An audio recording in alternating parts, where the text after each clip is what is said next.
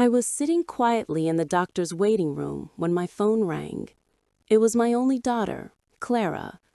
Her voice sounded distant, stripped of warmth. "Mom, we're flying to Europe tomorrow. I already sold your coastal house and your car. We needed the money. Bye." And just like that, she hung up. I stared at the phone, frozen. 45 years of raising her, sacrificing every dream for her comfort, and she discarded me like a useless old thing. Yet, strangely, I didn't cry. A calm, almost eerie calm, filled me. My name is Maria Collins, 71 years old. Until that moment, I thought I knew my daughter. 6 months earlier, my husband David had died suddenly of a heart attack while eating breakfast. One moment he was smiling, spreading jam on toast, and the next, he was gone. His last words were, "Good morning, my love." After his death, Clara had been more present, or so I believed. She came often, helped with errands, even urged me to see a doctor. "You have to take care of yourself now that you're alone, Mom," she used to say with that sweet smile. I thought it was love. I didn't realize it was preparation. The beach house she sold had been our sanctuary. David and I bought it when Clara was 15. Summers filled with barbecues, birthdays, and Christmas mornings. She used to bring her friends, and later her husband, Ethan. I cooked, cleaned, and made sure everyone felt at home. It was the soul of our family. And my car, the old blue pickup David loved so much. He treated it like a member of the family. Clara knew what it meant to me. Now, both were gone with a single phone call. Still, I didn't cry. Something inside me shifted. I remembered something I hadn't thought about in months. The envelope. 3 days before he died, David had given me a manila envelope. "Keep this in your dresser drawer," he'd said. "Open it only when you're ready." In my grief, I had completely forgotten about it, until now. When the nurse called my name, I barely heard her. The doctor told me my health was surprisingly good for my age. "You just need rest and proper meals," he said.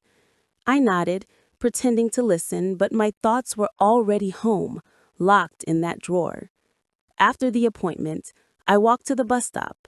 My car, apparently, was no longer mine, but I smiled because Clara thought she'd stripped me of everything. What she didn't know was that her father had always been a man who planned ahead. The bus rolled through the city, past stores, tired faces, and rustless streets. Everyone seemed busy with their own secrets. I had mine too, and it was waiting in that dresser drawer. When I finally reached home, the evening shadows stretched long across the walls. I went straight to my room, opened the drawer, and there it was, the manila envelope untouched since the day David handed it to me. My hands trembled as I lifted it. His handwriting, steady and familiar, spelled my name across the front. I sat on the bed we had shared for decades, took a deep breath, and opened it slowly. Inside were documents, legal papers, and a letter from David. As I began to read, my eyes filled with tears. "My dearest Maria, if you're reading this, it means I'm no longer there to tell you myself. Over the years, I invested every bit of our savings carefully. We don't just own the beach house. We own 6 other properties and shares in companies you've never heard of. You are far richer than you know. I kept it secret to protect you and to protect us from Clara's greed. Love, always, David." I gasped. My late husband, a humble bus driver, had quietly built a fortune. He had trusted me to discover it at the right moment. And that moment had finally come. As the house darkened and the city lights flickered outside, I felt something awaken in me. Clara thought she had taken everything. She had no idea that her so-called helpless mother was now the owner of everything she had ever wanted. But revenge wasn't what I wanted. Not yet. I wanted understanding, and I knew exactly how to get it. That night, as I held David's letter to my heart, I whispered, "My dear Clara, you started a game you don't even know exists." That night, I barely slept. David's letter lay beside me on the nightstand, as if his voice still lingered through those carefully chosen words. 6 properties, company shares, and hidden accounts. It all sounded unreal. How had he managed this without me knowing?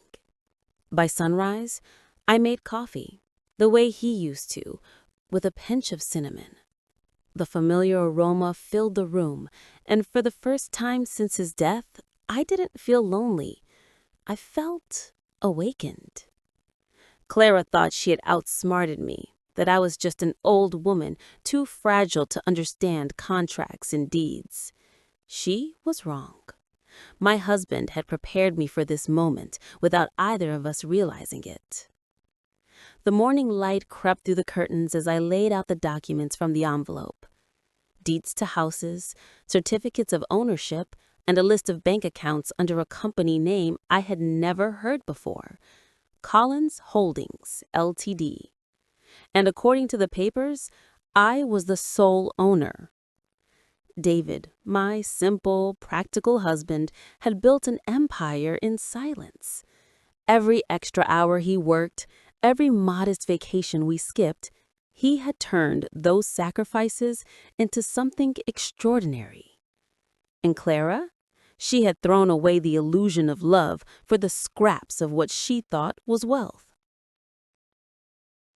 I knew I couldn't let anger consume me. I had to be smarter, like David. He never confronted people in rage. He planned, acted, and let the results speak for themselves.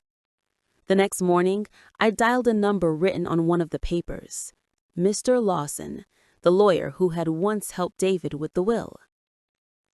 "Mrs. Collins," he greeted warmly, his voice filled with both surprise and respect. "It's been a while. How can I help?" "I found something my husband left me. I need to understand it," I said firmly. When I met Mr. Lawson at his downtown office, his eyebrows shot up as soon as I handed him the documents. "Mrs. Collins, do you realize what this means?" he asked, scanning the pages. "I have some idea," I replied quietly. He adjusted his glasses and exhaled slowly. "Your husband was a very intelligent man. These investments are all legitimate. You own several valuable properties, including the apartment building where your daughter and son-in-law live." I blinked. "The building they live in?" "Yes. He had transferred ownership through a holding company to protect the assets. You're listed as the only heir. Everything is legally yours."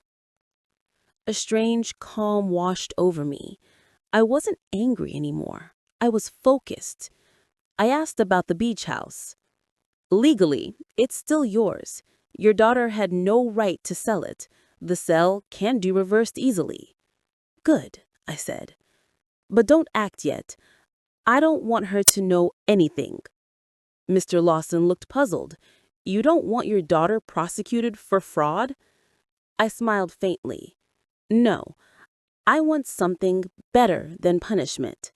I want her to understand." He nodded, though he didn't quite grasp my meaning. When I left his office, the city felt different. I wasn't the frail widow shuffling through life anymore. I was Maria Collins, the quiet owner of half the street she walked on. The weeks that followed were a strange mixture of solitude and secret satisfaction. To everyone else, I was still the pitiful woman abandoned by her ungrateful daughter.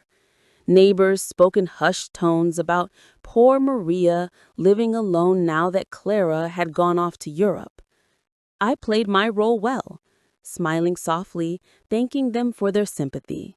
If only they knew. Mr. Lawson called a few days later. "The beach house is officially back in your name. The buyers have been refunded. Thank you, I said. And the building? It'll take some time, but you'll have complete control soon. I hung up feeling a spark of satisfaction. Everything Clara thought she had taken from me was returning quietly, piece by piece. But this wasn't about revenge anymore. It was about balance, about letting the universe, or perhaps David's unseen hand, teach her what love and respect really meant. One afternoon, as I sipped tea by the window, I saw a shadow of my younger self reflected in the glass, strong, composed, and patient.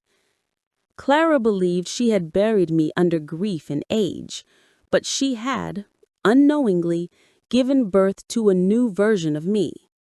As the sun dipped below the horizon, I whispered to the empty room, "When you come back, Clara, you'll find your mother, but not the one you remember." Weeks passed quietly, like the calm before a storm. To the world, I was still the lonely widow living on memories. But beneath that stillness, plans were unfolding, delicate, precise, invisible. Every morning I performed the same routine. I brewed my coffee, fed the birds outside the kitchen window, and read the newspaper like any other aging woman. Yet behind those calm eyes, I was mapping every step of what was to come. Mr. Lawson called regularly to update me on the paperwork. The beach house was now officially mine again, and soon I would regain direct control of the entire property portfolio. But my most valuable asset wasn't the houses or the money. It was silence. No one, not Clara, not the neighbors, not even the gossiping women at church, knew what I was really doing. The neighborhood saw me as a tragic story. Poor Mrs. Collins, her daughter sold everything and ran away with her husband. They pitied me, offered leftovers, and whispered when they thought I couldn't hear. But I let them. Every rumor only strengthened my disguise. One afternoon, my old neighbor Helen, a kind but curious soul, stopped by while I was trimming my rose bushes. "Maria, dear," she began softly, "is it true Clara went to Europe and left you all alone?" I smiled politely. "Yes, Helen. She and Ethan are trying their luck overseas." Helen frowned. "And how are you managing, sweetheart? We all thought David didn't leave much behind." I placed my gloves on the fence and met her eyes. "I'll manage," I said gently. "I always do." Inside, I almost laughed. If you only knew. After she left, I stood by the window watching the late afternoon light spread over the street. It looked peaceful, too peaceful. But peace was an illusion. Clara hadn't called since that fateful phone call. No messages, no updates. She had erased me from her life as easily as deleting a number from her phone. But I knew the world had its own way of correcting imbalances. The time would come when she'd need me, and when that day arrived, I'd be ready. That night, I went through David's documents again. There was something comforting about his handwriting, neat and steady. Every letter felt like he was still guiding me. In one of the folders, I found a note he had scribbled long ago. "True love isn't about forgiveness. It's about teaching someone to become better." It was as if he had written it for this very moment. The next morning, I visited the beach house for the first time since regaining ownership. The bus ride was long, but it gave me time to think. The coastal air hit my face the moment I stepped off, carrying with it the scent of salt and old memories. The house stood proudly, painted cream, with its porch overlooking the ocean. It looked almost untouched, except for the small potted plants the short-lived owners had added before they were forced to leave. I stood across the street, watching it for nearly an hour. My heart ached, not from loss, but from nostalgia. I remembered Clara as a child running barefoot across the sand, her laughter echoing through the waves. I remembered David grilling fish, waving at us with his apron covered in smoke and salt. And now that same daughter had traded all of it away for a handful of money and false promises. As I turned to leave, an elderly man came out of the house and noticed me. "Are you all right, ma'am?" he asked kindly. "Yes," I said, "just remembering." He nodded. "Beautiful place. The previous owner was an old lady who had to sell because she was sick. Shame about that." I smiled faintly. Yes, a real shame. On the bus ride home, I thought about his words. Sick. That was what Clara had told the buyers to justify her actions. She had painted me as weak, vulnerable, and incapable of managing my own life. She had used my grief as her alibi. By the time I reached home, the pain had turned to steel. I wasn't just going to reclaim what she stole, I was going to reclaim my dignity. That night, I called Mr. Lawson again. "Mr. Lawson," I said firmly, "there's one more thing. I want the old blue pickup back, the one my husband loved." He hesitated. "That might be difficult, Mrs. Collins. Your daughter sold it using a power of attorney you signed months ago." "What power of attorney?" "The one she said was to handle inheritance paperwork." I closed my eyes. I remembered now. That stack of papers she had brought me while I was half lost in grief, she'd said they were for the funeral arrangements. I had signed without reading. A sharp pain hit my chest, not from regret, but from realization. That was when she had begun planning everything. "I want it back," I said quietly. "I'll see what I can do." When I hung up, the night outside was silent. I looked up at the framed photo of David on the wall. "You were right," I whispered. "She doesn't need punishment. She needs a lesson." As the moonlight fell across the floorboards, I smiled for the first time in months. The plan had officially begun. 3 weeks passed, and the house had fallen into its quiet rhythm again. To everyone around me, I was just another elderly woman with fading memories and a too large home. But inside, I was sharper than ever. Every call from Mr. Lawson brought me closer to reclaiming not just my property, but my peace. Then one morning, my old neighbor Helen knocked at my door again, breathless with the excitement of new gossip. "Maria, have you heard?" she whispered, as if the walls themselves might be listening. "Heard what, Helen?" I asked, setting down my teacup. "About your daughter. Someone saw her husband's name in the papers. Apparently, he's in trouble with the bank." I didn't flinch. So, the storm was finally starting to break out. Helen leaned in. "They say he took out big loans using the apartment as collateral, but the apartment isn't even his." I smiled faintly. "Is that so?" "Yes, and people think he's been lying to Clara about some business trip in Europe. Oh, Maria, I'm so sorry."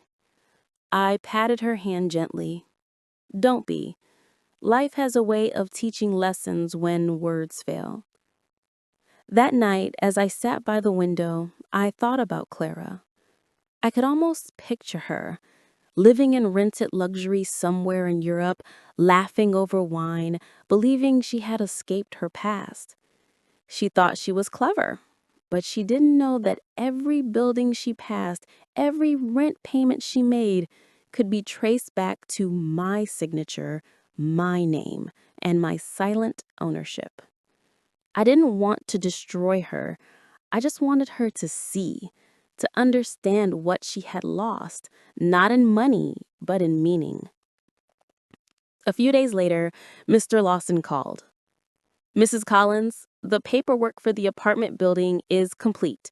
You have full ownership and control now. Good, I said calmly. And about the truck? He hesitated. It was sold using your signature, but I managed to track down the buyer. He's willing to return it for a small fee. I'll pay it, I said without hesitation. By the end of the week, my husband's blue pickup truck was parked once again in the shade of the old maple tree. The scents of oil and worn leather filled the air as I sat behind the wheel, tracing my fingers over the steering wheel where David's hands once rested. "Welcome home," I whispered. That evening, I drove to the coast alone. The sky blazed orange and violet as the sun began to set over the ocean. I parked by the beach house and watched the waves break against the shore. It was exactly as it had always been, quiet, honest, eternal. I took out David's letter from my purse and read it again.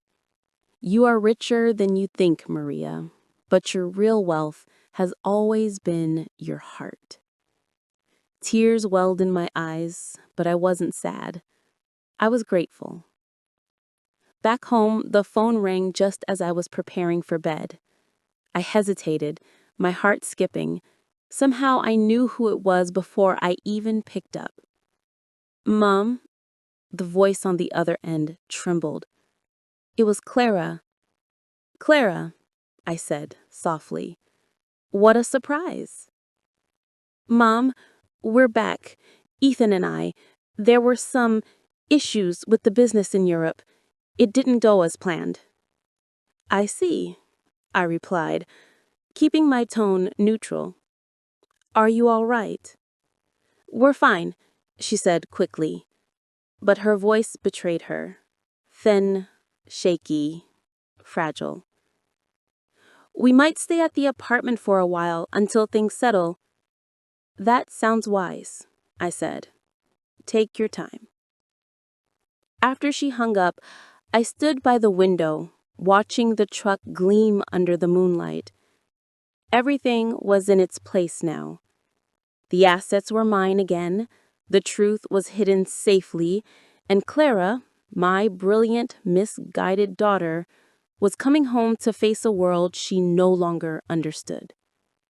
I poured myself a small glass of David's favorite wine and raised it toward his photograph. "You planned everything perfectly. Now, it's time for her lesson to begin."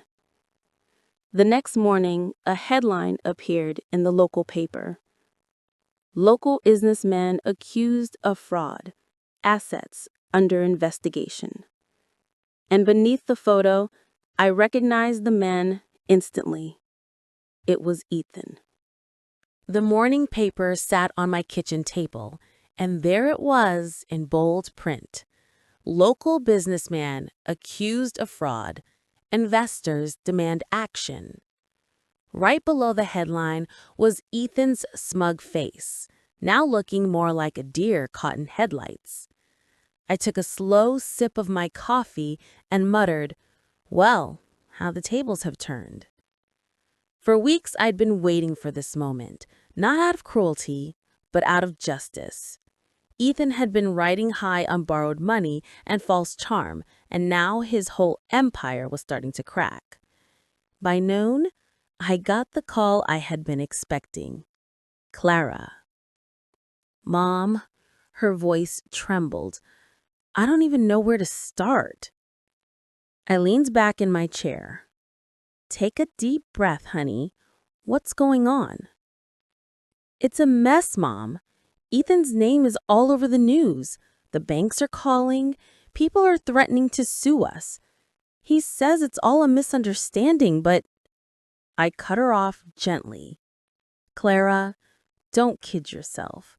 Something smells fishy, and deep down, you know it." There was silence on the other end. Then her voice cracked. "You were right, Mom. You were right about him."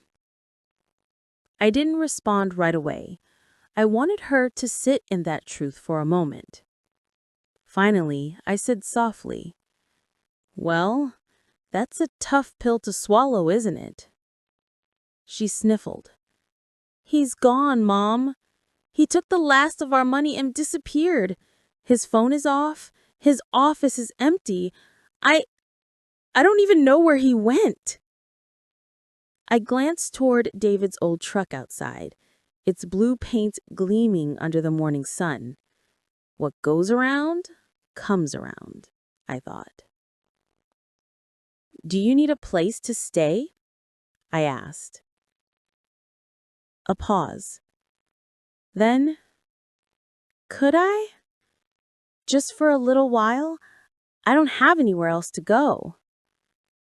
I smiled faintly, though she couldn't see it. "Of course, honey. You know this house will always have a roof for you." When she arrived that evening, she looked nothing like the confident woman who had sold my house months earlier. Her hair was tangled, her makeup smudged, her clothes wrinkled. She dragged 2 suitcases that looked heavier than her spirit. "Mom," she said softly, eyes red from crying. I opened my arms. "Come in, sweetheart." She stepped inside, and for a moment, we just stood there. No words, no apologies, just silence thick enough to feel. She finally spoke. "I really messed up, haven't I?" "You could say that," I replied dryly. "But hey, nobody learns without a few bumps and bruises." We sat in the kitchen, the same spot where David used to read the morning paper. Clara looked around, her gaze falling on the framed photo of her father. "I miss him," she whispered. "He'd know what to do." I nodded. He'd probably say, "Hang in there, kiddo. Life's not done teaching you yet." That made her smile faintly. "You sound just like him." Inside, my heart ached. I wanted to tell her everything. The letter, the hidden fortune, the quiet empire she had nearly thrown away. But not yet. She wasn't ready. "Mom," she said, voice trembling, "I'm scared. I've got nothing left." I reached across the table and held her hand. "You've got more than you think. You've got me, and believe me, that's worth more than money." The next morning, the house felt alive again. The sound of coffee brewing, the smell of toast, things I hadn't heard or smelled since before Clara left. She walked into the kitchen wearing one of my old robes, her hair messy, her eyes tired but softer than before. "Morning, Mom," she said quietly. "Morning, kiddo. You sleep okay?" She nodded. "Yeah, sort of. I kept dreaming about Dad." "Guess he's trying to knock some sense into you from up there," I said with a half smile. She gave a weak laugh. "Wouldn't surprise me." I poured her a cup of coffee. "Cream and sugar, right?" She blinked. "You still remember?" "Of course. A mom never forgets the details, even when her kid forgets her." Her eyes glistened for a moment, but she didn't speak. She just wrapped her hands around the warm mug and stared down into it like she was trying to read her future in the steam. "So," I said gently, "what's the plan?" Clara sighed. "Honestly, I don't have one. Ethan's gone. The bank froze our accounts. I can't even pay the rent on the apartment." "Well, ain't that something?" I said dryly. "He skips town, and you're the one holding the bag." She groaned softly. "Yeah, guess karma doesn't mess around." I leaned back in my chair. "Karma just says, 'I told you so.'" That earned a small smile. "Mom, I know I don't deserve your help. Not after what I did. Clara, I cut her off. We've all done dumb things.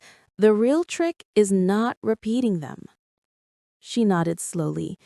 I really messed up, huh? Big time. But you're still breathing, so you've got a shot at fixing it. She chuckled sadly. That's comforting. The phone rang, interrupting the awkward quiet.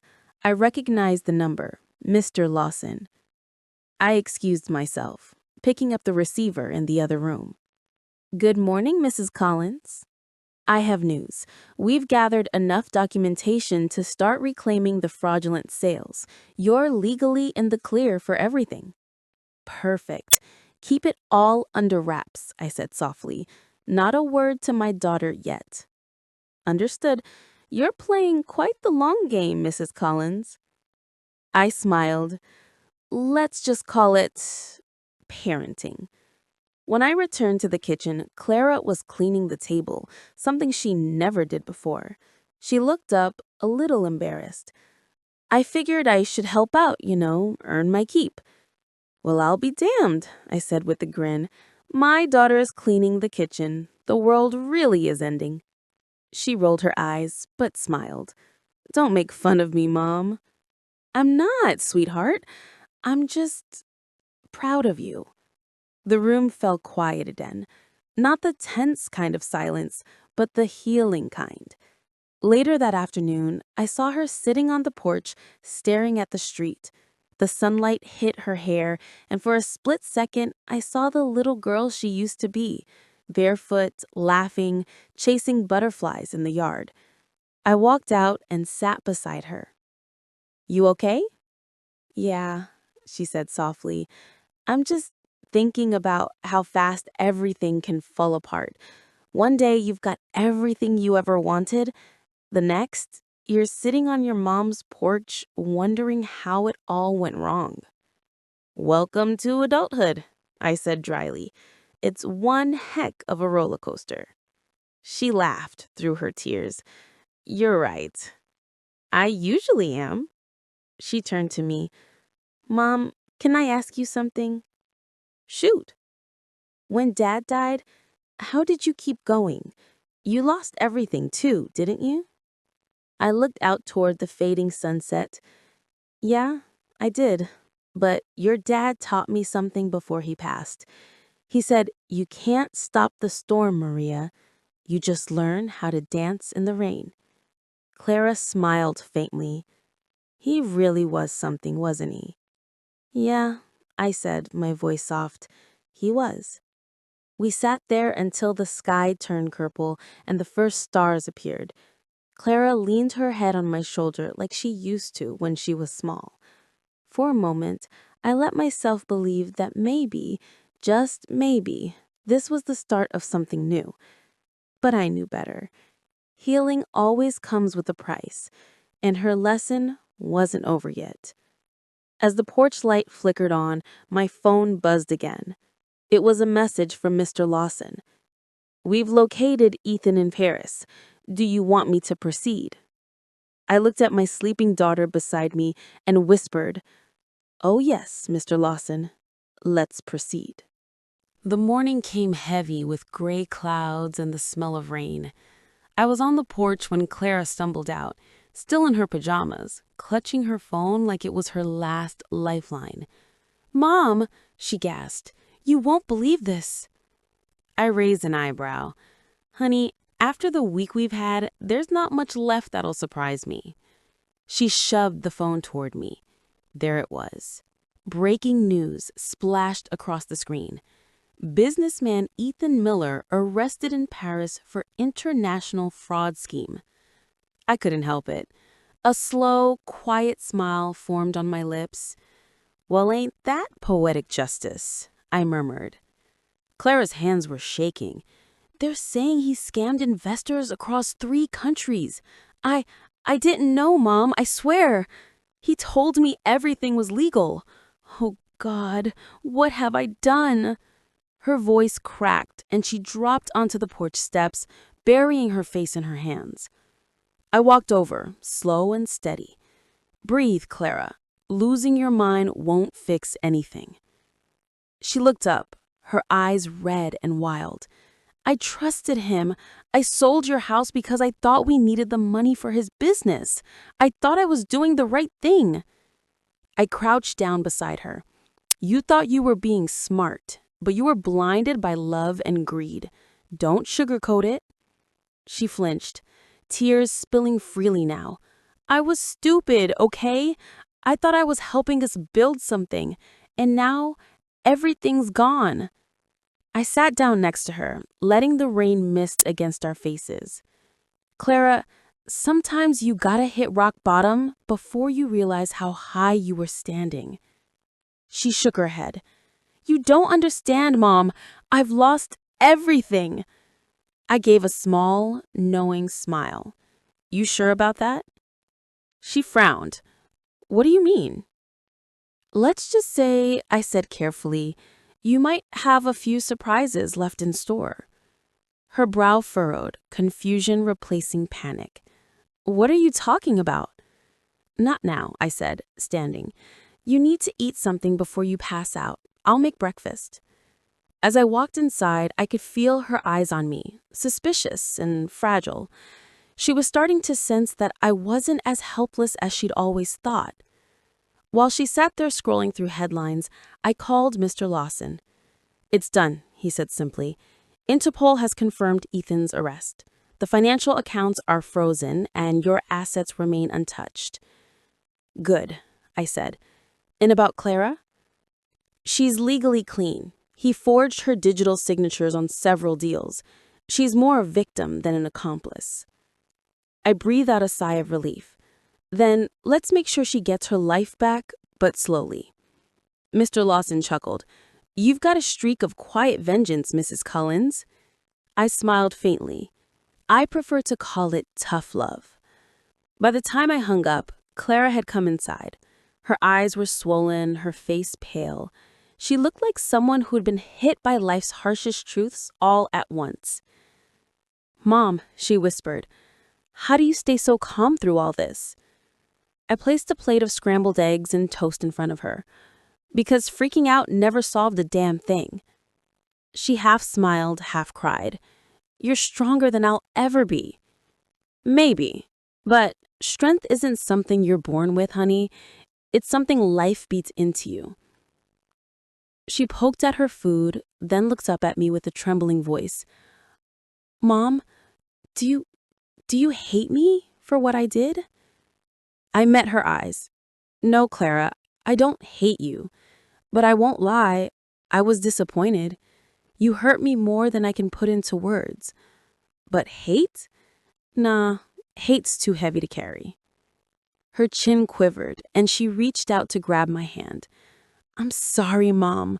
I'm so damn sorry." I squeezed her hand gently. "I know, sweetheart, and one day you'll make it right. But for now, just sit tight. Life's not done showing you what's next." She nodded slowly, and for the first time since she'd returned, her tears weren't just from guilt. They were from release. I watched her finish her meal in silence. Outside, the rain began to pour harder, washing the dust off the windows, cleansing everything in sight. It felt fitting, a kind of rebirth. But I knew there was still one truth waiting in the shadows, one she hadn't yet earned. David's secret. My inheritance. Our real legacy. As I washed the dishes, I looked out into the storm and whispered to myself, "Not yet, Clara. You've learned pain. Now it's time to learn power." The storm had passed by morning, leaving behind that clean, sharp smell that follows heavy rain. I stood on the porch with my coffee, watching sunlight dance on the puddles. Inside, Clara was still asleep on the couch, the same spot she'd cried herself to exhaustion the night before. For the first time in months, I didn't feel bitter when I looked at her. I just felt ready. When she finally woke up, her hair was a mess and her voice rough. "Morning," she muttered, rubbing her eyes. "Morning, sleepyhead," I said. "You hungry?" She nodded weakly. "Starving." I served her pancakes and bacon, and she devoured them like she hadn't eaten in days. Afterward, she looked up shyly. "Thanks, Mom. You didn't have to." "Sure I did," I said with a half smile. "That's what moms do, feed their grown-up disasters." She chuckled, but her smile didn't last long. "I really messed up, didn't I?" "Yeah, kid," I said softly, "but messing up's how people grow. The trick is not staying down there." She sighed. "I don't even know where to start." "Well," I said, wiping my hands on a towel, "you start small. You work, you earn, you rebuild." Her eyebrows lifted. "Work?" "Yeah. Remember that thing where people trade time for money? You might want to try it." She gave me a sheepish grin. "Guess I had that coming." "You bet your boots you did." That afternoon, I decided to put her to the test. I handed her a list. "What's this?" she asked. "Errands. Grocery store, pharmacy, post office. You'll take the old pickup." Her eyes widened. "Dad's truck? You still have it?" "Sure do. Runs smoother than most men, too." She laughed softly. "You trust me to drive it?" "Let's find out," I said with a wink. I watched her from the window as she climbed into that blue pickup. She sat there for a minute just staring at the steering wheel. I could almost hear her thinking, realizing this wasn't just a chore list. It was a chance to prove something. 2 hours later, she came back, arms full of groceries, hair windblown, and cheeks flushed. "All done," she said proudly. "Didn't hit a single mailbox." "Gold star for you," I said, smiling. "Now put the bags away." As she unpacked, I noticed something had changed. There was a calm in her movements, no more of that impatient, spoiled rush. She was slowing down, being present. Later that evening, we sat on the porch again. The air smelled like summer and fresh-cut grass. "You know, Mom," she said quietly, "I forgot how peaceful this place is. No noise, no drama, just calm." "Yeah," I said, "that's what happens when you stop running." She nodded slowly. "I've been thinking maybe I could find a job around here. Something simple, just to get back on my feet." I smiled, hiding the satisfaction that swelled inside of me. "Now that's the smartest thing you've said in a while." She laughed softly. "Don't push it." The next week, Clara started working at a small flower shop downtown. The owner, Maggie, was a tough old lady who didn't take nonsense from anyone. Perfect match. Every evening, Clara came home smelling like lilies and coffee, her hands dirty but her spirit lighter. I could see it happening, little by little, the arrogance peeling away, the humility setting in. She'd sit at the kitchen table at night, talking about customers, deliveries, and Maggie's endless sass. And I'd just listen, pretending to be casual, while my heart swelled with quiet pride. One evening, she came home and said, "You know, Mom, I used to think money was everything, but it's not. Turns out, peace of mind's the real jackpot." I raised my coffee cup. "Well, how about that? My daughter's finally talking sense." She grinned. "Don't get used to it." We both laughed, and for the first time, it felt like family again. But as much as I cherished her newfound humility, I knew the final lesson was still waiting. The truth David had left behind. She had learned regret and responsibility. Now it was time for her to learn trust.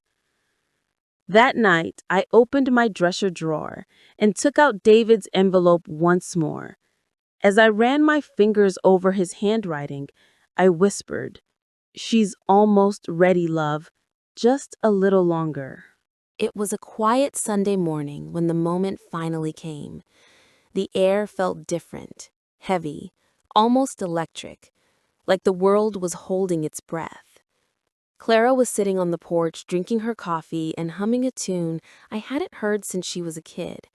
She looked peaceful, honest, the kind of calm you only earn after the storm. I stepped outside, holding the envelope David had given me so long ago. It felt strange in my hands, familiar, powerful, and heavier than it looked. "Clara," I said softly. She turned, smiling. "Morning, Mom. You okay?" "I'm fine, but there's something we need to talk about." Her smile faded a little. "Uh-oh, that sounds serious." "Oh, it is," I said. "Sit down." She set her cup aside and sat beside me, her eyes narrowing slightly.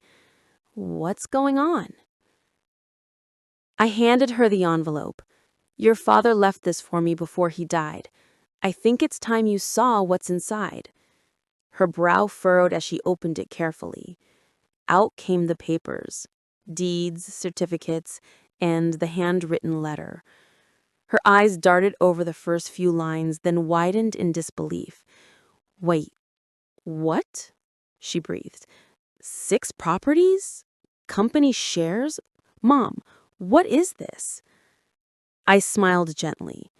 "That, sweetheart, is your father's legacy. He built all of that behind the scenes, every extra shift, every penny saved, every vacation we skipped, it went into building this." She looked at me stunned. "But you never said anything."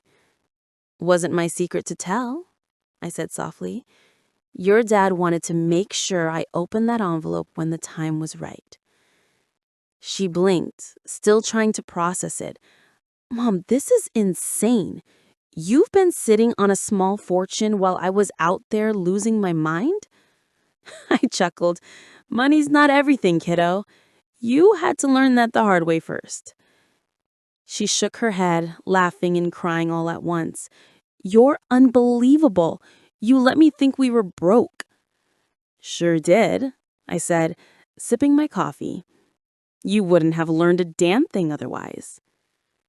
She covered her mouth with her hand, overwhelmed. "Dad, he really did all this for us?" "For you," I corrected gently. "He always said, 'Clara's got a good heart, Maria. She just needs a few hard knocks to find it.' Looks like he was right." She looked down at the letter again, her tears falling onto the paper. "He trusted me, even when I didn't deserve it." "That's what love does," I said. "It bets on people, even when the odds look bad." For a long moment, we just sat there, the ocean breeze whispering through the air. Clara wiped her eyes and let out a shaky laugh. "Mom, I don't even know what to say." "Well," I said, grinning, "thank you is usually a solid start." She laughed, shaking her head. "No, I mean, you could have kicked me out. You could have screamed at me. Instead, you gave me pancakes and a second chance."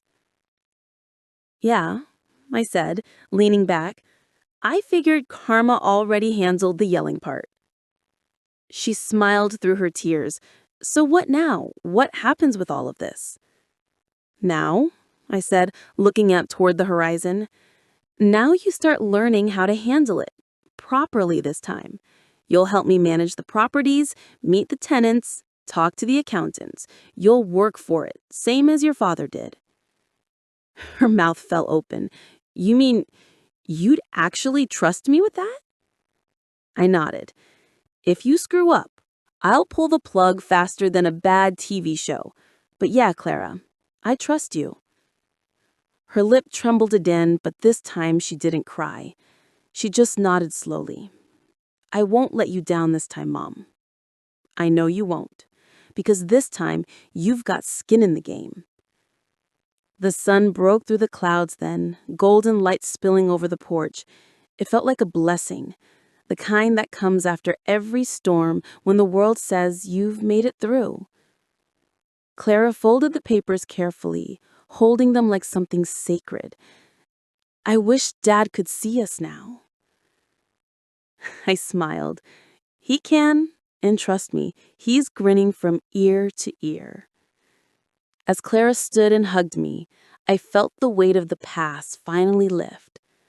But deep down, I knew there was still one last step, one final truth that would change everything she thought she knew about her father's plan. The following evening felt heavier than usual. One of those nights where even the air seems to know something big is about to happen. The sky was dark, and a low rumble of thunder rolled across the horizon. Clara and I were sitting at the kitchen table, sorting through paperwork. She had that same furrowed brow her father used to get when he was deep in thought. Funny how life comes full circle like that. "Mom," she said, setting the papers down, "I've been looking over all this stuff, these properties, the company shares, the investments. It's overwhelming." I smiled softly. "Yeah, your dad never did anything halfway." She chuckled. "That's for sure. I can't believe he managed to build all this without ever bragging." "That was your dad for you. Quiet, steady, always thinking 3 steps ahead." She looked up at me then, eyes curious. "But there's something I don't get. Why now? Why did you wait until everything fell apart to tell me?" I took a deep breath. "Because, honey, you wouldn't have heard me before. You had to lose everything to finally listen." Her expression softened with guilt. "You're probably right. I was a mess back then." "You were lost," I said gently. "There's a difference. And your father knew this day would come. He planned for it." Clara frowned. "Planned for what?" I got up and walked over to the old cabinet by the wall. From the very back, I pulled out a small wooden box, the one I hadn't opened since David's funeral. I placed it gently on the table between us. "What's that?" she asked, her voice quiet. "Your father's last message." I opened the box. Inside was a sealed envelope, yellowed at the edges, with one word written across the front in David's familiar handwriting. "For Clara." Her hand trembled as she reached for it. I can't." "Yes, you can," I said softly. "He wrote that for you." She opened it slowly, unfolding the paper like it was made of glass. As she read, her lips began to tremble. "My dear Clara, if you're reading this, it means your mother finally decided you were ready. I know you probably think you failed her, but the truth is, failure is the best teacher life ever gives you. You've always been strong-willed, just like your mom, but strength without humility becomes pride, and pride blinds us from love. I built all of this not for comfort, but for growth. Money means nothing if it doesn't teach you how to live right.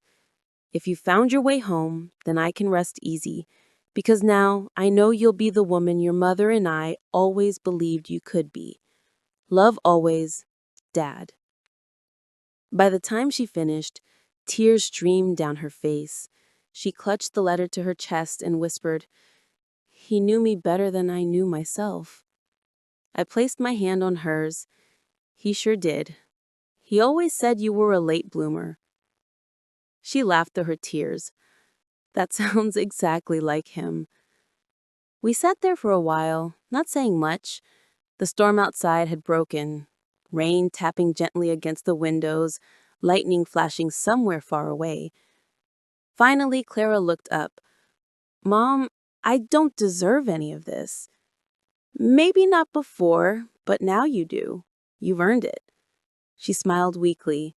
"So what happens next?" Next, I said, leaning back in my chair, you start running the company with me. We'll make it something your dad would have been proud of. No shortcuts, no lies, just honest work. She nodded, determination replacing guilt. Deal. After a long pause, she added softly, Mom, thank you for not giving up on me. I reached over and tucked a strand of hair behind her ear, just like when she was little. Hey, kid, giving up on you was never part of the plan. For the first time in years, I saw something in her eyes that I hadn't seen since she was a child. Hope. Real, solid, unshakable hope. We spent the rest of the night talking about Dad, about memories, about the future. The pain was still there, but it had softened, turned into something almost beautiful. As I stood by the window later, watching the rain fade into mist, I whispered toward the sky, You did it, David. She's home. Behind me, Clara's voice broke the quiet. Mom? Yes, sweetheart. She smiled. Let's make him proud. I looked at her there, standing stronger, wiser, and finally free from her past. And I knew the story had come full circle. The girl who once sold everything for money had found something far richer. Redemption. 6 months later, the house didn't feel quiet anymore. It felt alive. The porch that once echoed with loneliness now rang with laughter. The smell of fresh paint and the sound of hammers from the small renovation Clara insisted on doing herself. She stood in the yard wearing jeans, paint on her cheek, and that determined fire in her eyes that reminded me so much of David. Hey, Mom, she called, waving the paintbrush. You think Dad would like the new color? I smiled from the doorway. Honey, he'd probably say you missed a spot. She laughed. Yeah, that sounds like him. The two of us had rebuilt more than just a house. We'd rebuilt trust, respect, and the quiet kind of love that didn't need grand gestures to prove itself. Clara now managed half the company's affairs. She worked hard, kept honest books, and treated people the way her father always did, fair and square. No shortcuts, no tricks, no fancy talk. Just integrity. Every once in a while, I'd catch her walking through the garden, reading her dad's old letter like it was a compass, keeping her on track. Still keeping you out of trouble? I'd tease. Trying to, she'd grin. But it's tough when I've got your genes. I'd laugh and shake my head. Watch it, kid. On quiet evenings, we'd sit on the porch with cups of coffee, watching the sun sink behind the hills. Sometimes we talk, sometimes we didn't need to. Silence, after all, has its own kind of peace when hearts are mended. One evening, Clara looked at me and said softly, You know, Mom, when everything fell apart, I thought I had lost everything. But turns out, losing it all was the best thing that ever happened to me. I smiled.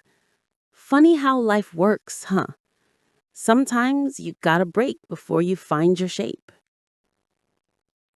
She nodded, her eyes glistening. I miss him every day. So do I.